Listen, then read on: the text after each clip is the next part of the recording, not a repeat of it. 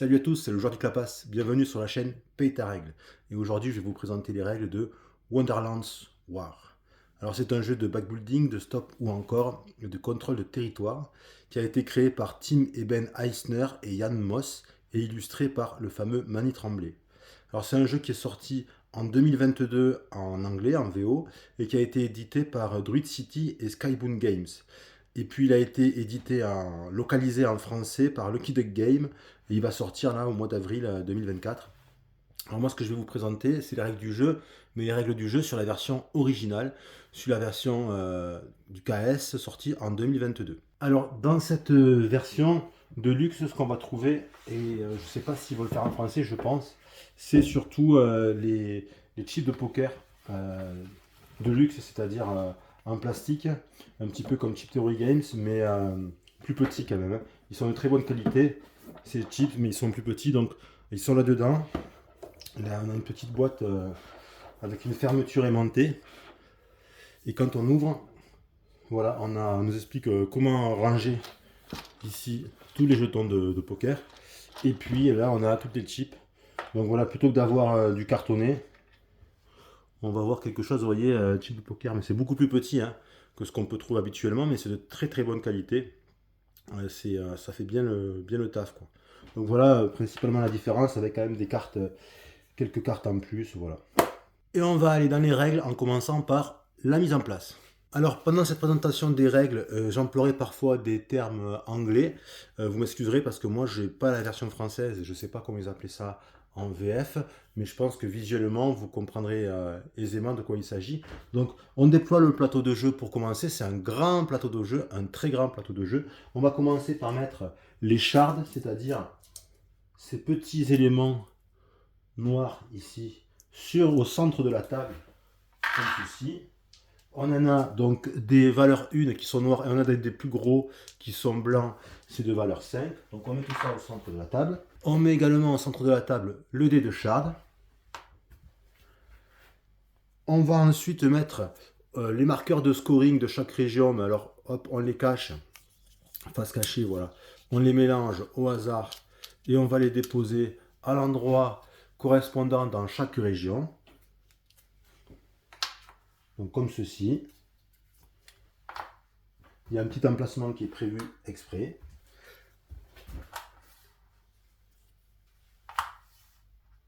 On va placer le marqueur de début des combats sur Red Keep. Alors, soit vous aurez une figurine, soit sinon vous aurez tout simplement un standy.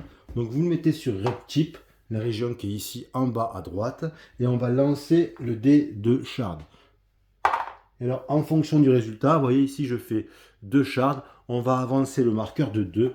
1, 2. Donc ça veut dire que le premier combat commencera ici. Et on répétera cette opération au début de chaque phase de combat. Vous avez des cartes de round 1, de round 2 et de round 3.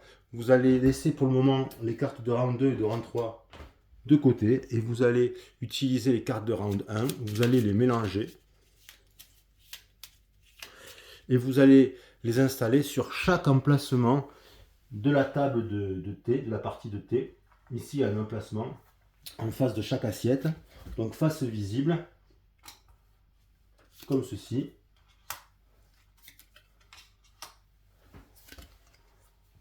Vous placez les cartes restantes sur le plateau ici, face cachée comme ceci. Ensuite, vous allez choisir des cartes alliées. Donc vous choisissez soit les cartes numérotées A, soit les B, soit les C, soit les D. Donc au début, on va commencer avec pour une première partie, même pour plusieurs premières parties, même on peut commencer avec les A. C'est même conseillé de commencer avec les cartes numérotées A. Donc vous les disposez à côté du plateau de jeu, comme ceci.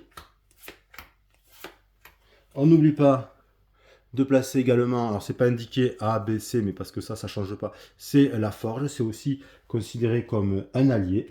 Donc voilà, ça c'est les cartes alliées. On va mettre dessus les chips. Alors les chips, pour chaque allié, il y en a 2 types. Il y a les weak, c'est-à-dire les faibles. On voit que au-dessous du chiffre, il y a 1 point, ça c'est faible. Et puis on a les forts. Les forts, au-dessous du chiffre, il y a 2 points. Donc on va faire 2 piles distinctes. Une pile pour les alliés type d'allié faible et une pile pour le type d'allié fort qu'on met sur la carte correspondante du bon allié. Donc là, par exemple, c'est les soldats de cartes, donc j'ai mis 2 piles, comme je viens de l'expliquer. On va faire pareil pour chaque allié. Donc une pile de chips pour la version forte et pour la version faible. Et chaque fois, on les met sur ces cartes alliées. Pour les jetons forge, il n'y a pas de fort ou de faible, c'est tous les mêmes. Donc on peut faire plusieurs piles pour pas que tout tombe par terre. Mais il n'y a pas de fort et de faible. Alors on n'est pas obligé de tout mettre, hein, puisqu'en fait ça va dépendre du nombre de joueurs. On n'aura pas forcément besoin de tous les jetons. Alors il va nous rester des jetons Madness. Les jetons Madness, on va les mettre au centre de la table. Alors jetons Madness, il faut faire attention, il y en a des avec un seul petit bonhomme fendu. Voilà, c'est ceux-là qu'on va mettre au centre de la table. On va faire ça comme ça, hop. On ne met pas au centre de la table, c'est pas la peine, ceux avec les 2 bonhommes fendus, ça non, on ne touche pas pour l'instant. On va également disposer au centre de la table les cartes de Wonderlandian. Alors ces cartes, on les mélange bien et on les met au-dessus ou à côté des cartes d'alliés. Donc on prend une petite pile, comme ça on fait une petite pile et puis on va en disposer 3.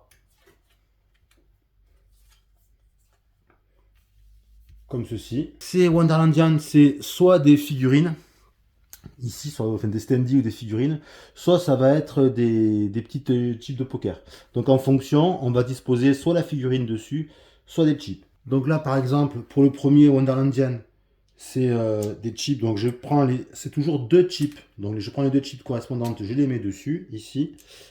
Pareil ici pour celui d'à côté. Et enfin, le dernier, pour Valrus, c'est une figurine. Donc je le mets comme ça dessus. On fait ça de façon à ce que la personne le joueur qui est intéressé pour prendre un des Wonderlandian ait immédiatement accès au matériel correspondant. Ensuite, chaque joueur va se choisir un héros. Il va prendre le plateau personnel du héros correspondant et il va installer tout ce qu'il y a à placer sur le plateau personnel. Donc déjà, il y a un bouclier qu'on va mettre ici dans l'angle.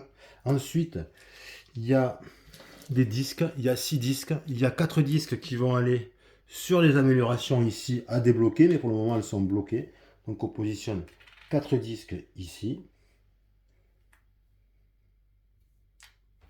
Il y a un 5e disque qui va ici en bas à gauche sur la force du leader. On met toujours sur 1, on commence sur le 1.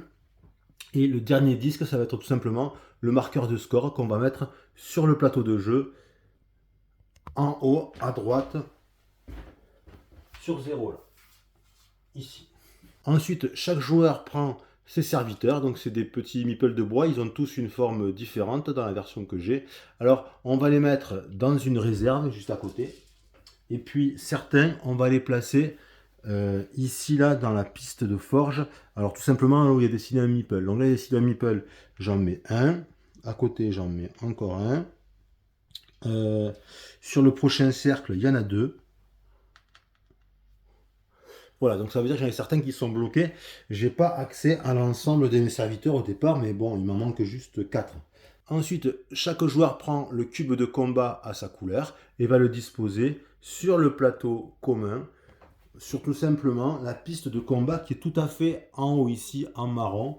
Et on va la mettre juste à côté de la piste. Chaque joueur se prend également les 5 châteaux qui correspondent à son héros. Donc là aussi, dans la version de Luke, ils sont tous de formes différentes. Je ne sais pas comment va être la version de Lucky Duck. Enfin, pour finir d'installer son plateau personnel, chaque joueur va prendre un jeton artefact de son héros et va le placer comme ça en bout de chacune des rangées de forge, comme ceci. Voilà, qui ne recouvre pas totalement le dernier cercle pour que le joueur puisse voir ce qu'il obtiendra quand il accomplira la rangée. Donc il obtiendra l'avantage imprimé dessus plus l'artefact qui est comme ça positionné en quinconce. Ensuite, chaque joueur prend un sac, le sac qui correspond à son héros, et va constituer le sac de départ. Alors pour le sac de départ, j'ai mis ici les différents jetons. Il y a 3 jetons faction de départ, Ils sont notés avec le chiffre 1 et on va retrouver la figure du héros dessus. Donc tout ça, ça va dans le sac. Ensuite, un jeton de faction de départ mais plus puissant qui vaut 2 dans le sac. Ensuite, deux artefacts de valeur 3, les mêmes qu'on a mis ici, là, mais deux autres qu'on met également dans le sac. Ensuite, on va également mettre un jeton de forge. Et enfin, des jetons qui ne font pas plaisir, c'est des jetons de Batness. Donc, il y en a un avec double perte de serviteur, qu'on met dans le sac. Il y a deux petits meeples dessus dessinés. Et il y en a deux avec un seul meeple dessiné. Ils vont dans le sac. Voilà, ça c'est le sac de départ, comment il doit être constitué. Ensuite, chaque joueur prend sa figurine ou son standee de héros. Voilà, ici je les ai peints. Et le met sur le plateau central, en haut de la table, à la tête de table. Ici. C'est la tête de table, va être le point de départ de tous les joueurs. Ensuite, on détermine aléatoirement le premier joueur et chaque joueur va se piocher deux cartes de quête dans le paquet de quêtes. Donc, on mélange. Donc, chacun prend deux quêtes, va en choisir une. Il y en a une qui va garder face cachée pour lui, par exemple celle-ci. Et l'autre qui va être défaussée, en fait, on va les mettre les cartes qui ne sont pas prises au-dessous de la pioche de quête. Et la pioche de quête, on va la mettre à côté des cartes d'alliés et de Wonderlandian ou ailleurs de l'autre côté si on veut, peu importe, là où on a de la place. Parce que ça prend beaucoup de place. On n'oublie pas également de distribuer à chaque joueur les cartes de pari qui vont lui permettre de parier pendant les combats. Donc c'est des cartes pari qui sont à son effigie. En fonction du nombre de joueurs, les joueurs vont recevoir au départ un certain nombre de shards. Donc par exemple, dans une partie à 4 joueurs, le premier joueur va commencer la partie avec 3 shards, le deuxième joueur avec 2 shards, le troisième joueur avec 2 shards également, et le dernier joueur avec une shard. Et en fait, les shards, c'est pas bien d'en avoir parce qu'à la fin du jeu, c'est des points en moins. Donc on a un point en moins par shard en possession. Donc voilà à quoi ça peut ressembler une fois que la mise en place est terminée. Donc là, effectivement, vous voyez qu'un seul joueur. Il faut imaginer qu'on doit avoir plusieurs joueurs qui soient installés puisque ce n'est pas un jeu qui contient de mode solo. Donc il faudrait imaginer la même chose avec d'autres personnages comme la Reine de Cœur par exemple. Vous avez également le chat du Cheshire. Vous avez également le Jabberwock et vous avez évidemment le Chapelier Fou. Comment se déroule le jeu? Eh bien, le jeu est composé de 3 rounds et chaque round est composé de 2 phases. Il y aura chaque fois à chaque round une phase de thé suivie d'une phase de guerre. La phase de thé va consister à faire le tour de la table en partant de la tête de table, en se déplaçant dans le sens horaire pour s'emparer de cartes. Lors de la phase de thé, chaque joueur va choisir une carte autour de la table dans l'ordre du tour jusqu'à ce que chaque joueur ait 4 cartes. Dans une partie à 2 joueurs, on va jusqu'à 5 cartes. Alors pour choisir une carte, il faut déplacer son héros, là par exemple Alice, dans le sens horaire et s'arrêter sur l'assiette qui est adjacente à la carte souhaitée. Donc par exemple, si je veux cette carte, je vais déplacer Alice sur cette assiette, comme ceci. Hop, et je m'empare de la carte. Le joueur qui s'empare de la carte, il va gagner les récompenses qui sont inscrites au centre. Donc ici par exemple, c'est avoir gagné un jeton faible parce qu'il y a un petit point rose et piocher une carte quête. Une fois que les récompenses sont prises, donc là le jeton qu'on gagne, on le met directement dans le sac. Ils sont ici là, vous voyez avec mon doigt. Donc un jeton faible, ce serait ça, et on le met dans le sac. Et une carte quête, c'est de prendre la première carte du paquet de quêtes et c'est gagné. Ensuite, on va regarder ici, ce qui est écrit ici. Vous avez un petit meeple avec un chiffre. C'est le nombre de serviteurs que vous gagnez et que vous pouvez placer dans les régions où il va y avoir la guerre. C'est-à-dire toutes ces régions qui sont ici autour. Donc là, il y a le Pool of Tears. Ici, il y a le Meadow of Living Flowers. Ici, il y a Tuglewood, Red Chip là-bas. Et puis en haut, à droite, il y a Witzen, là. Donc là, c'est un serviteur. Donc un serviteur, c'est ce qu'on a installé au départ en réserve. Hein. Je le prends de ma réserve, le serviteur, et je peux le mettre où je veux, dans n'importe quelle région. Si je gagne plusieurs serviteurs, je dois tous les mettre dans la même région. Je peux pas les diviser, hein, sauf pouvoir de personnage. Hein. Mais sinon, là, je peux pas les diviser. Donc là, j'en ai qu'un, le problème se pose pas. Mais si j'en avais deux, par exemple, imaginons que j'en ai gagné deux, je peux pas en poser un au Pool of Tears et un à Tulgey Woods. Je dois obligatoirement les poser les deux au même endroit. Donc par exemple, ici. Bon, mais là, j'en avais gagné qu'un seul, donc je place celui que j'ai gagné où je veux. Il est important que les joueurs placent les cartes qu'ils ont choisies à côté de leur plateau. Et moi, ce que je vous propose, c'est de faire, de les placer les uns à côté des autres, de faire une petite ligne de 4 si vous jouez à 3, 4 ou 5, ou une ligne de 5 si vous jouez à 2, évidemment. Donc faites votre petite ligne comme ça, par exemple, pour de façon à les avoir bien visibles, parce que ça peut être utile pour certaines quêtes. Donc, la partie de la phase de thé va se dérouler comme ça. On va tous trôner autour de la table. Et puis, quand un joueur fait le tour complet de la table, quand il doit repasser, à force de choisir des cartes, par la tête de table, et bien à ce moment-là, donc imaginons que plusieurs joueurs ont joué, donc il y a des cartes qui ont sauté, plusieurs joueurs qui ont pris des cartes. On va imaginer qu'il y avait un autre joueur, par exemple. Donc ici. Et donc, quand un joueur arrive à la tête de table, ce qu'il doit faire, le jeu s'arrête, il doit lancer le dé de shards. Le résultat obtenu, il se prend des shards. Donc là, par exemple, 2, Alice se prendrait 2 shards. On le met sur le plateau du personnage et on va recharger les espaces vides. Alors, les espaces qu'on recharge, qu'on appelle espaces vides, c'est-à-dire les espaces sans carte et sans personnage sur l'emplacement. Donc, ça, on va le recharger, mais pas cet emplacement.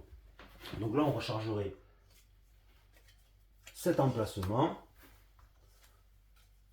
celui-là et celui-là. Mais pas celui-là parce qu'il y a un des héros. Alors, je vais vous expliquer un petit peu maintenant les icônes qu'on trouve sur les cartes pour savoir à quoi ça correspond. Donc, ça, j'avais expliqué tout à l'heure. Quand on a une icône comme ça, on prend l'allié correspondant. S'il est faible ou s'il est fort, on le met dans le sac. Ça, c'est qu'on prend une quête. Ça, c'est le nombre donc, de serviteurs qu'on va placer sur les régions. Quand on a ce symbole ici, ça veut dire qu'on va s'emparer d'un Wonderlandian. Donc, ça veut dire que parmi les Wonderlandians disponibles, on en choisit un, on prend la carte et la figurine ou les jetons. Si on prend les jetons, on les met dans le sac. Si on prend un Wonderlandian qui est une figurine, on va immédiatement le placer dans une région. Comme c'est comme un serviteur, on va le placer dans une des régions que l'on veut, hein, qui nous intéresse. Et on va immédiatement recharger la rivière de Wonderlandian. Donc si je prends celui-ci, on l'enlève, je le place, mais on va mettre un troisième Wonderlandian de façon à ce qu'il y ait toujours un choix de 3 cartes. Cette icône signifie que je peux m'emparer d'un allié faible, celui que je veux. Donc dans les alliés en jeu, je prends celui que je veux, mais il faut qu'il soit faible. Et c'est un seul, évidemment, une seule chip. Ici, ça signifie que je vais débloquer, hop, à l'endroit c'est mieux, que je vais débloquer une amélioration sur mon plateau de personnage. Donc ça veut dire que ici sur mon plateau perso, je choisis, il n'y a pas d'ordre, hein, ce que je veux gagner comme habileté. Et quand je choisis, je fais sauter le petit jeton, le petit disque. Ça veut dire que maintenant, comme il n'y a pas de disque, je possède cette habileté et je vais pouvoir bénéficier de ces avantages. Ici, bon ça on connaît, c'est juste que ça change de... C'est pas le même allié, là, c'est les tours. Mais ça, par contre, on ne connaît pas. Ça veut dire que je perds un shard. Donc, c'est toujours intéressant puisque les shards à la fin du jeu, c'est -1. Quand on a un slash, ça signifie qu'on choisit l'une ou l'autre des récompenses. Donc ici, soit je prends un jeton fort et je perds un shard, soit je recrute un Wonderlandian.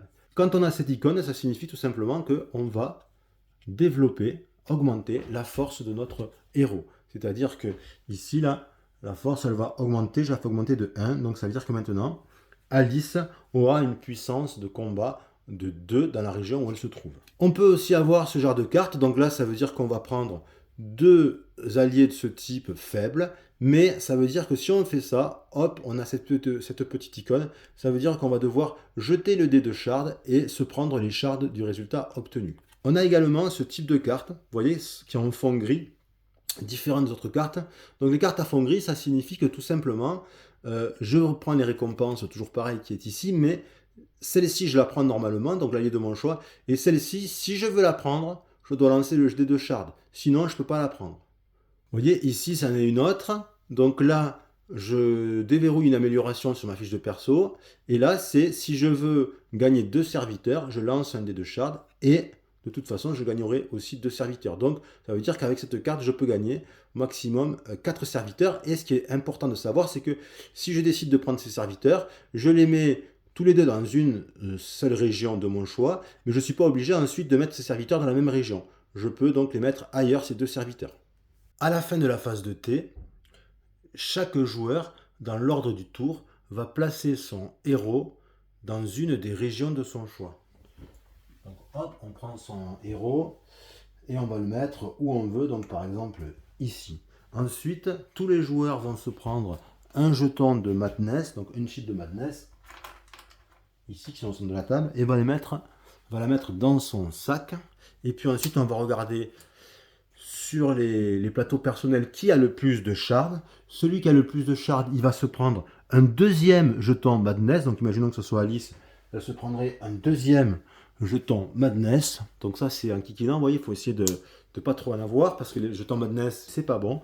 Et par contre, celui qui avait le plus de shards, qui s'est pris un deuxième jeton Madness, il va perdre la moitié de ses shards arrondis au supérieur.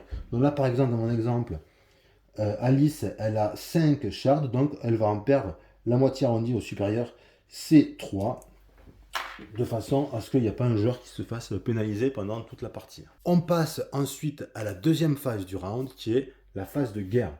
Alors la phase de guerre, ça consiste à piocher des chips de son sac pour gagner le combat ou pour réussir des cartes quêtes, puisqu'on a des cartes quêtes qui pour être réussi, demande à faire certaines choses pendant les combats. J'y reviendrai quand je parlerai spécifiquement des cartes quêtes. Alors, pour pouvoir participer au combat, il faut avoir au moins une unité dans la région.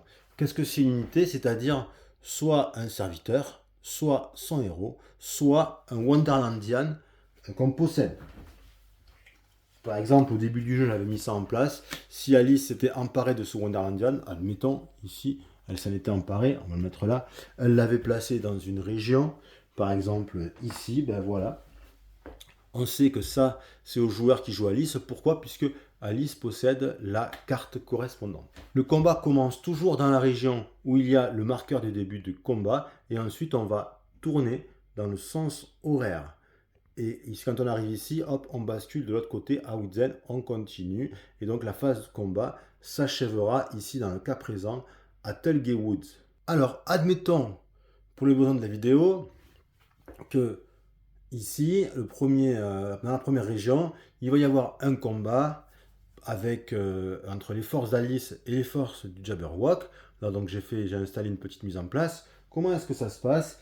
Eh bien, d'abord, avant toute chose, on va établir les forces de départ. Qu'est-ce que ça veut dire? C'est que ça veut dire qu'on va compter la puissance de combat de chacun. Donc, par exemple, ici, j'ai Jabberwock. On va regarder sur sa fiche de personnage à combien est sa force. Donc, admettons qu'il ait une force de 3. Ici, vous voyez, hop, une force de 3. Là, en bas. Donc, une force de 3.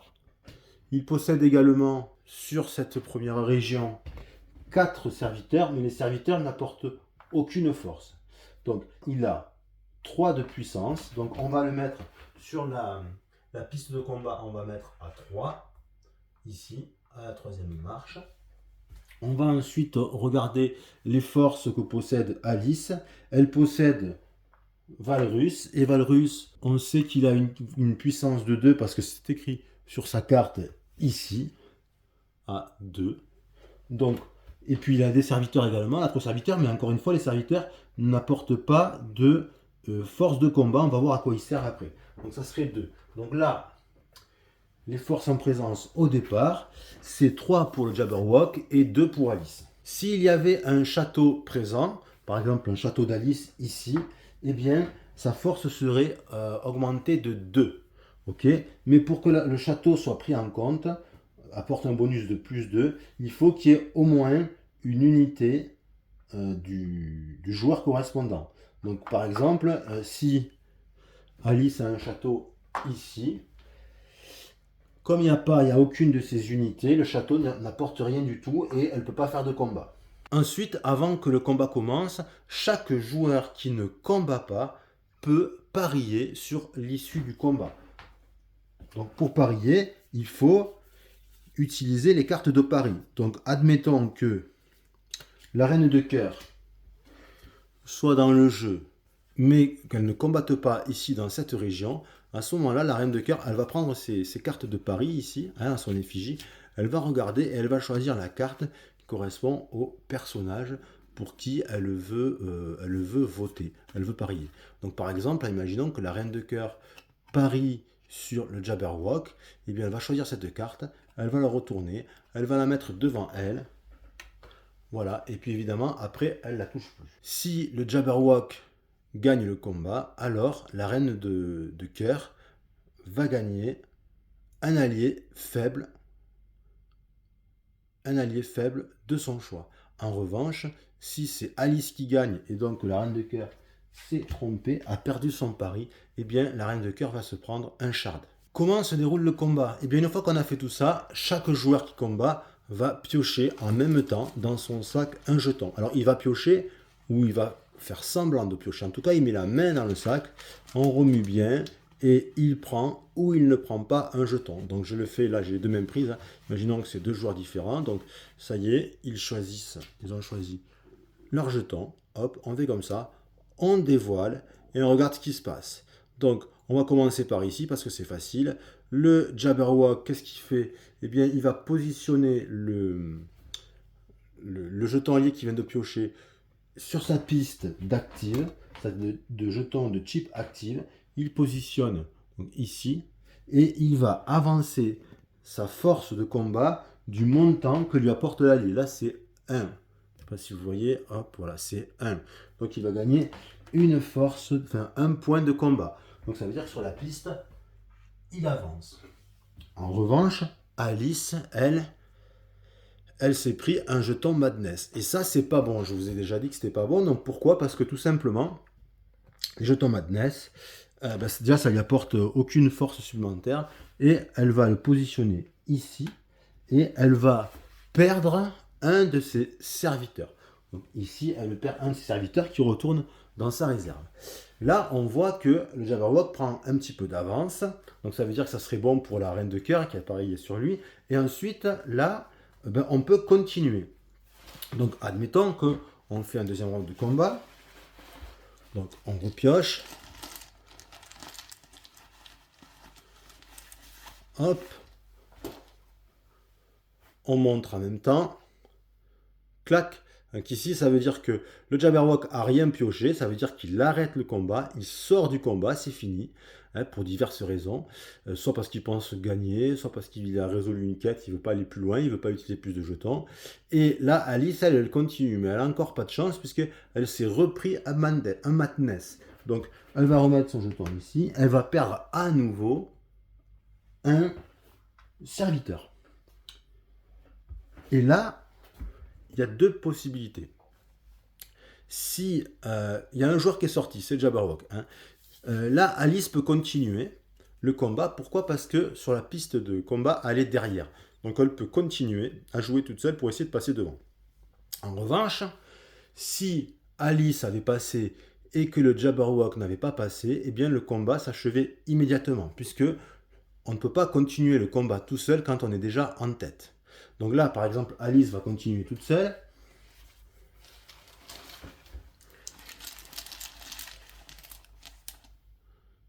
Ici, elle prend une rose. Donc la rose, vous voyez, elle vaut 2. Donc elle va mettre ça dans son active, dans sa zone d'active, et elle va augmenter sa force de 2. 1, 2. Elle est au même niveau que le Jabberwock. Donc elle peut arrêter ou continuer, elle décide. Donc imaginons qu'elle continue. et elle pioche un artefact. Ça lui rapporte 3. Donc toujours pareil, elle le met dans sa zone d'active, ici, et elle va augmenter de 3. En augmentant de 3, elle passe devant le Jabberwock, 1, 2, 3, et là du coup, si vous avez suivi, elle ne peut pas continuer le combat, parce qu'elle est en tête, le combat s'achève, se termine. Donc à ce moment-là, quand le combat se termine, on applique les résultats. Mais avant de voir un peu les résultats, on va essayer d'étudier différents cas de figure. Alors que se passe-t-il si un joueur, à force de piocher des jetons de Madness, il n'a plus d'unité? Là par exemple, imaginons que, on va chercher dans le sac, ce qui est interdit, hein, on ne regarde jamais dans le sac pendant la partie. Imaginons que Alice prenne ça, ok, elle va perdre ces deux dernières unités, c'est-à-dire son serviteur et ici Valrus.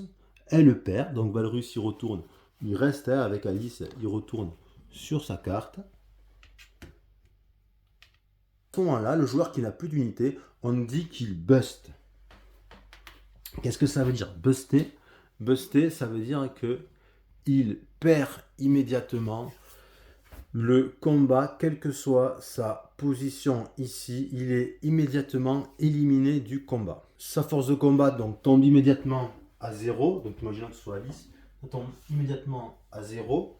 Ensuite, tous ces jetons qu'il y avait dans l'active sont immédiatement exhaust, ça veut dire qu'ils vont dans cette zone ici en bas.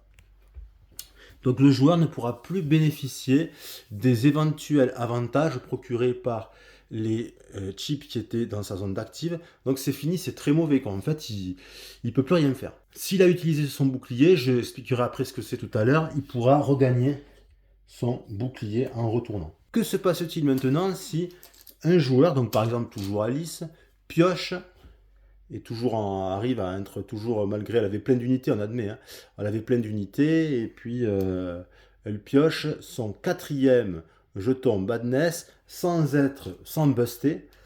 Donc on le met ici, on perd son unité comme d'habitude, et là, il y a un petit sac. Ça veut dire qu'on va tout mettre tous les jetons dans son sac. C'est-à-dire tous les jetons qui étaient exhaust ici, on les remet dans son sac, et ainsi que tous les jetons de Madness, ils retournent dans le sac du joueur correspondant. Donc, quand on a son 4e jeton Madness, on remélange tout, on refait son sac en prenant toutes les chips exhaust. En revanche, on ne touche pas aux chips qui sont dans l'active. Et quand on perd sa dernière unité dans une région, on bust. Sachant que si jamais on a son héros, qui est dans une région qui fait la guerre, le héros, ça ne peut être que la dernière unité qu'on va enlever. Alors comment se passe l'issue du combat, le résultat du combat? Eh bien, le premier joueur, il va gagner les points qui sont inscrits sur la plaquette en fonction du round, donc premier round, deuxième round, troisième round. Le premier joueur va aussi gagner le droit de poser un château dans la région où il a gagné son combat. Donc ça signifie ici que le Jabberwock gagnerait 4 points. On va le matérialiser ici en le faisant avancer sur la piste de score autour du plateau de jeu. Et le château, hop, il va gagner son petit château personnalisé qu'il va placer dans la région. Et donc je rappelle que ce château, il lui apportera un bonus de puissance de combat de 2 dans les combats qui se dérouleront dans cette région, à la condition qu'il y ait au moins une unité dans la zone. Sinon, il n'a pas le plus 2, il ne peut pas combattre. Le deuxième, si jamais il y a un deuxième, il va gagner la moitié des points que le premier gagne, c'est-à-dire ici on est au round 1, le deuxième il gagnerait 2 points. Et puis il n'y a rien pour les autres. S'il y a plus de joueurs que ça, il n'y a rien pour les autres. Si jamais il y a des égalités, comment ça se passe pour les égalités? Eh bien, s'il y a une égalité pour la première place, eh bien les joueurs qui sont à égalité, au choix, ils vont choisir soit les points, soit le placement du château. Et il n'y a pas de points pour le deuxième. Et s'il y a une égalité pour la deuxième place, c'est la moitié des points qu'il devrait gagner. Donc par exemple, le deuxième, s'il y a égalité pour le deuxième ici, le deuxième il doit prendre 2 points. Si on a égalité deuxième, eh ça fait la moitié des points. La moitié de 2 points, ça ferait 1 point.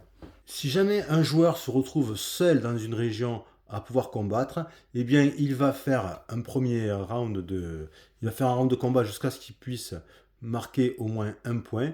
Dès qu'il marque au moins un point, le combat s'arrête. On ne peut pas parier sur lui, évidemment, et il est le vainqueur, mais quand il gagne, c'est un peu comme s'il était égalité premier, c'est-à-dire qu'il ne peut pas gagner à la fois les points et le château, il va gagner soit les points, soit le château. Je vais maintenant vous expliquer les habiletés des différentes chips qu'apporte chaque jeton qu'il y a dans le jeu. Alors déjà, il y a les jetons alliés. Les jetons alliés, ils vont me permettre d'augmenter la force de combat, déjà. Hein, tous ces jetons alliés, ils augmentent la force de combat et ils peuvent déclencher certaines habiletés, ils ont certains effets. Alors on va les voir un par un. Donc par exemple, je vais commencer par les flamants roses. Alors, les flamants roses, alors je fais ça pour les alliés A, les cartes en allié A, parce qu'on a les flamants roses A, les B, les C, les D. Moi je fais uniquement pour les A, hein, cela c'est pour commencer dans ce jeu. Donc les flamants roses en A, qu'est-ce qu'ils apportent en plus de leur puissance de combat? Ils vont permettre de doubler la puissance de combat de la prochaine chip piochée. Donc par exemple, si je pioche ça, je le mets dans mon active, et qu'ensuite je pioche par exemple une rose, ici, bien la rose, au lieu de valoir 2, elle va valoir 4.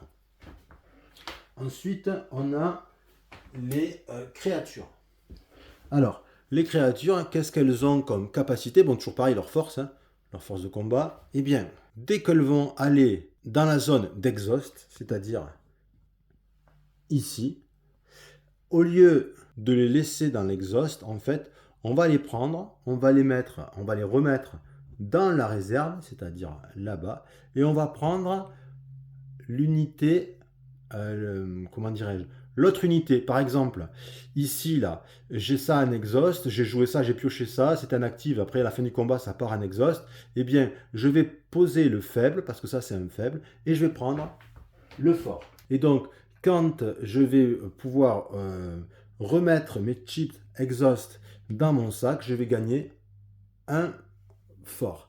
Et ça va être l'inverse, quand je piocherai le fort et qu'il ira dans mon exhaust, eh bien, je l'enlèverai de mon exhaust et je mettrai dans l'exhaust à la place le faible. Donc, ça peut être sympa, mais comme, vous voyez, un coup, on alterne en fait. Donc, le faible devient fort, le fort devient faible. Ensuite, j'ai les tours. Alors, les tours, c'est très simple en fait. Les tours, donc vous voyez, c'est assez fort, hein, la tour faible, elle fait déjà 3, mais ça ne peut pas être affecté par le pouvoir de mes autres chips. Par exemple, j'ai un flamant rose ici. Ensuite, je vais piocher une tour. Normalement, le flamant rose, il double la prochaine chip, mais là, ça ne va pas être le cas puisque lui, il n'est pas affecté par le pouvoir de les habiletés de mes chips. La rose. La rose, c'est super intéressant. Pourquoi? Parce que à la fin d'un combat, toutes les roses que j'ai dans mon active me rapportent un point de victoire. Et ensuite, si je forge avec une rose, je vais gagner 2 points. Je vais expliquer ce que c'est que forger après. Enfin, les petits soldats de cartes ici, donc là j'ai pris un fort qui vaut 2. Qu'est-ce qu'ils ont comme pouvoir? Eh bien, ils me permettent, quand je les pioche, soit de remettre une chip qui est dans mon exhaust, c'est-à-dire en bas là, que j'ai plus.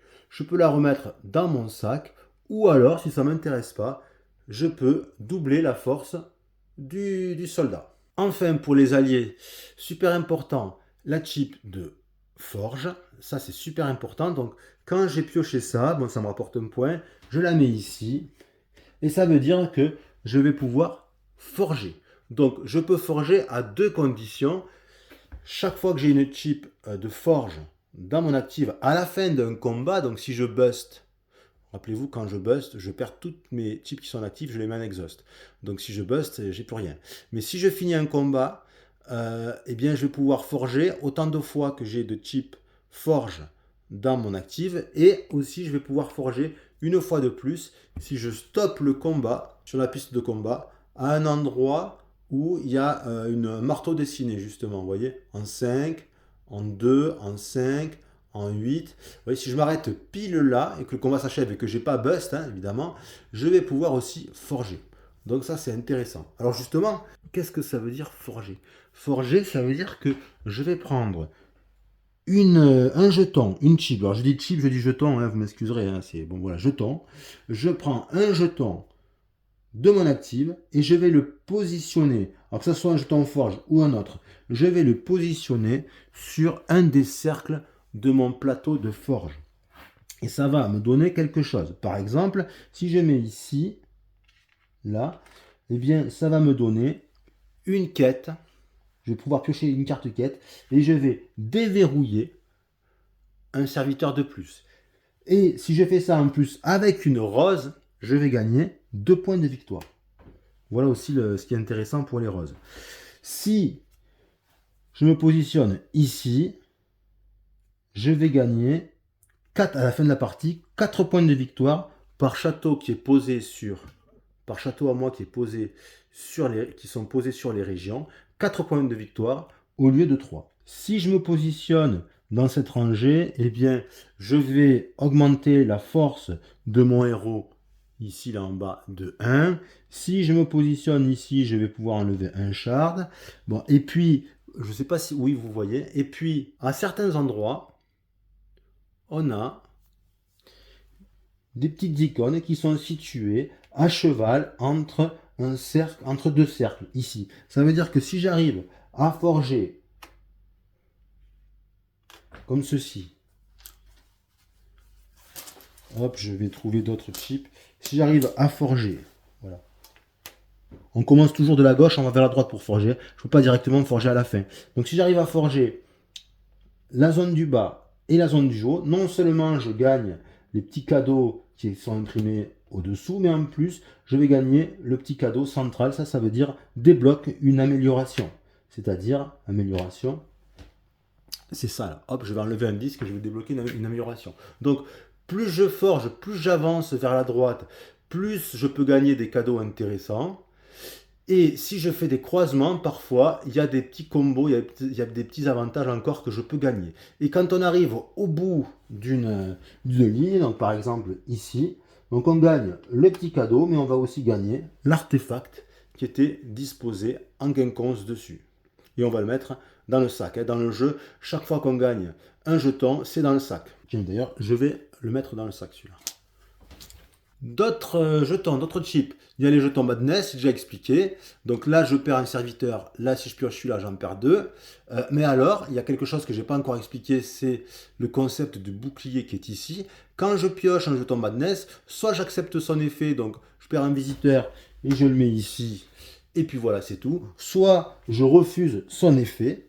Et à ce moment-là, je dis... Hop, je refuse son effet. Pour le faire, il faut que j'ai mon bouclier qui soit en bon état. Donc si je refuse son effet, le bouclier se brise. Je ne subis pas l'effet négatif de la chip, que ce soit perte d'un serviteur ou de 2. Mais en revanche, là, imaginons que j'avais pioché ça, je ne veux pas. Donc hop, j'utilise le bouclier, je pète le bouclier.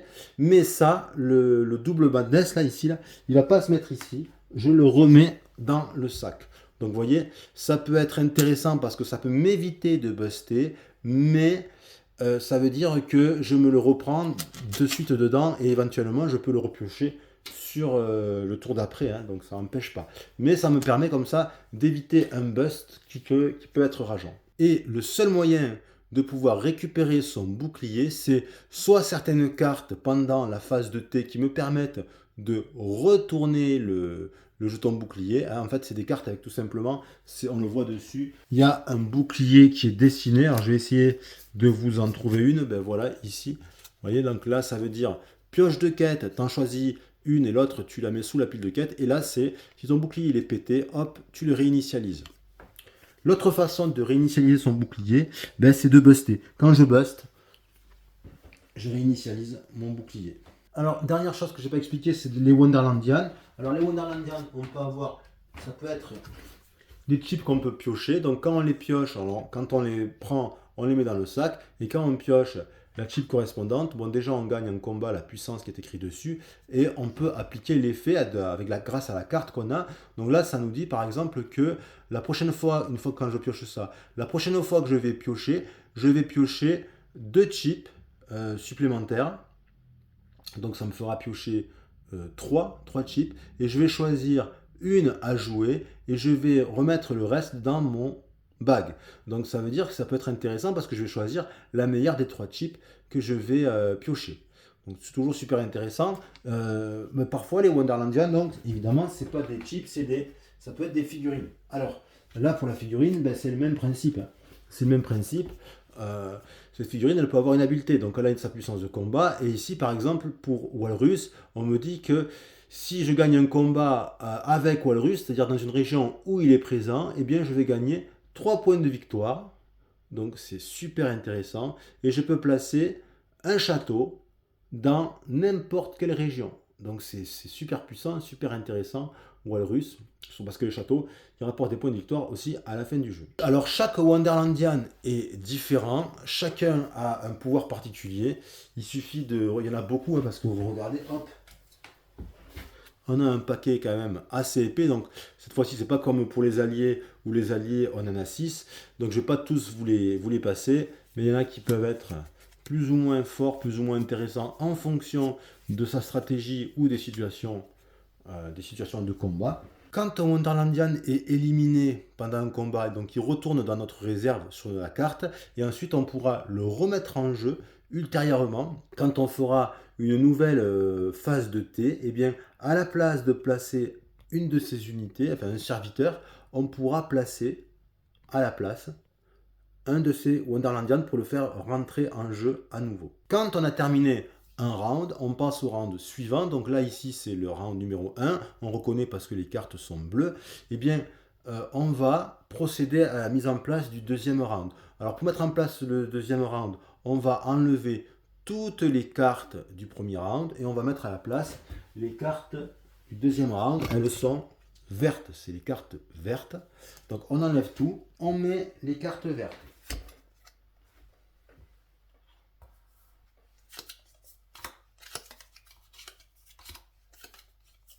Exactement pareil que lors de la mise en place.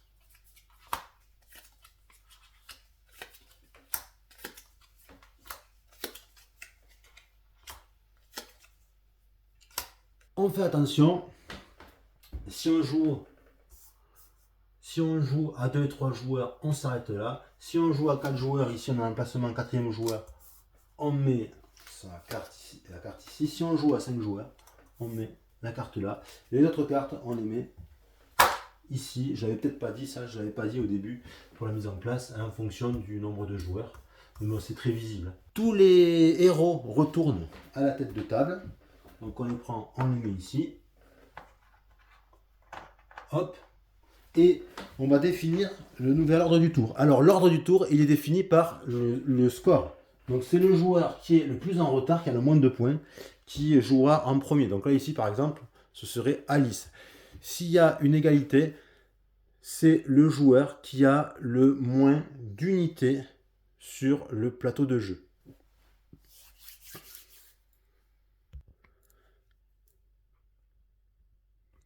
Une fois qu'on termine la phase de guerre du 3e round, eh bien, ça déclenche la fin du jeu. Alors, comment est-ce qu'on fait pour compter les points? Déjà, on a les points qu'on a réussi à gagner pendant la partie, et on va rajouter à ces points les châteaux, les points donnés par les châteaux. Donc, les châteaux, ils rapportent de base 3 points. Donc, c'est 3 points par château, mais peut-être plus. Pourquoi? Parce que en fonction du déblocage ici de la piste de cette piste de forge, celle qui est le plus en bas, ici les châteaux ils peuvent valoir jusqu'à 6 points. Donc on va gagner entre 3 et 6 points par château. Donc c'est une source de points qui n'est pas négligeable. Ensuite, les joueurs vont gagner des points en fonction des quêtes qu'ils ont réalisées. Et ce qui va me permettre de vous expliquer le fonctionnement des cartes quêtes dans le jeu. Alors les cartes quêtes dans ce jeu, elles sont divisées en deux, la partie haute, la partie basse. La partie haute, ça s'appelle le feat, et la partie basse, ça s'appelle l'objectif de fin de partie. Alors, le feat, c'est quelque chose à faire pendant la partie. Donc les cartes sont gardées face cachée, et puis si un joueur réalise le feat, il va dire ben, j'ai fait mon objectif de quête, je montre la quête. Donc là par exemple, ici ça serait de terminer un combat avec une force de 3, de 4, de 9 ou de 10 à Telgate Woods, c'est-à-dire ici. Donc c'est pour ça que certains joueurs peuvent décider d'arrêter de jouer parce qu'ils sont pile à la bonne force de combat et ça rapporte 3 points. Donc quand on fait un feat, hop, on la met face visible, ça permet de faire connaître aux joueurs de dire, ben voilà, ça permet, tout le monde sait qu'on a réussi le feat parce qu'elle est face visible, et ça permet aussi de faire prendre connaissance aux autres joueurs de votre objectif de fin de partie éventuellement. Donc là, par exemple, ça veut dire qu'à la fin de la partie, il faudrait que j'arrive à avoir 7 jetons de créatures ou de tours, ou un mélange des deux, peu importe, ça peut être 3 créatures à 4 tours, ou 5 tours et 2 créatures, ou que des tours ou que des créatures, peu importe. Si j'arrive à avoir 7 jetons comme ça, je vais gagner l'objectif de fin de partie qui est encore de 3 points. Et si j'arrive à réaliser les deux objectifs d'une carte quête, c'est-à-dire l'objectif fit et l'objectif de fin de partie, j'ai encore un bonus de 3 points. Vous voyez comme c'est écrit ici. Ça veut dire qu'au maximum, une carte quête peut me rapporter à elle seule 9 points. Et je peux en faire plusieurs. Alors, c'est pas parce que j'ai pas réalisé l'objectif fit d'une quête que je peux pas réaliser l'objectif de fin de partie. Je peux tout à fait le faire. Donc à la fin du jeu, je peux gagner très bien 3 points uniquement parce que je suis arrivé à faire ça, mais ça pendant la partie, j'y suis pas arrivé. Donc ça me fera 3 points. Le joueur qui a marqué le plus de points est le gagnant. Il devient le leader du monde des merveilles. Et voilà, c'était l'explication des règles de Wonderlands War, un excellent jeu de contrôle de territoire, de backbuilding et de stop ou encore, que vous allez certainement adorer si vous détestez pas le hasard. Si vous aimez pas trop le hasard, ça risque de peut-être un peu moins vous plaire. En tout cas, c'est un jeu qui est très plaisant. Il y a beaucoup de tension autour de la table. On rigole, on se chambre, on se moque du mauvais sort des uns et des autres. Très sympa. J'espère que cette vidéo vous a plu. J'espère qu'elle a pu vous permettre de mieux vous familiariser avec les règles du jeu. Si vous avez des questions ou des commentaires, n'hésitez pas, c'est toujours un plaisir de vous lire. Et puis, n'oubliez pas de vous abonner, ça aide bien la chaîne. Sur ce, je vous dis bye bye et à bientôt.